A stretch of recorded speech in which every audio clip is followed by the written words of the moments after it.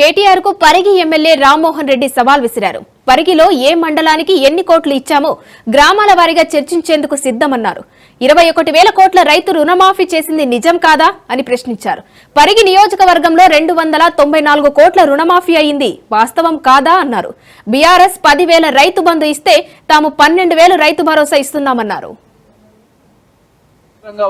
నిన్న కేటీఆర్ మా రంగారెడ్డి జిల్లా లోపల షాబాద్ లో ఒక మీటింగ్ పెట్టి చోర్ ఉల్టా కోత్వాల్కు దాటే అన్నట్టుగా దొంగే దొంగ దొంగ అని అరిచినట్టుగా ఆడ ఒక కొత్త నాటకానికి తెరలేపిండు. ప్రజలను తప్పుదోవ పట్టియడానికి అని చెప్పి ఈ విధంగా తన వంగ బాధితులను తీసుకొని మా రంగారెడ్డి జిల్లాను పూర్తిగా సర్వనాశనం చేసినటువంటి పార్టీ ఆ బీఆర్ఎస్ పార్టీ.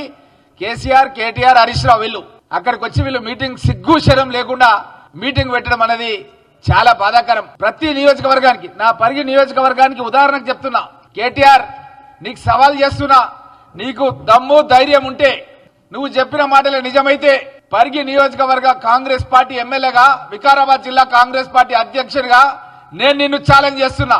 ఏ మండలానికి ఎన్ని కోట్లు ఇచ్చినాయో సాక్ష్యాధార ద్వారా రికార్డుతో సహా నేను అసెంబ్లీలో చెప్పినా, ఈ రోజు కూడా చెప్తున్నా. మా యొక్క నాయకుల మందరం కూడా మీకు పుస్తకాలు చూపిస్తున్నాం.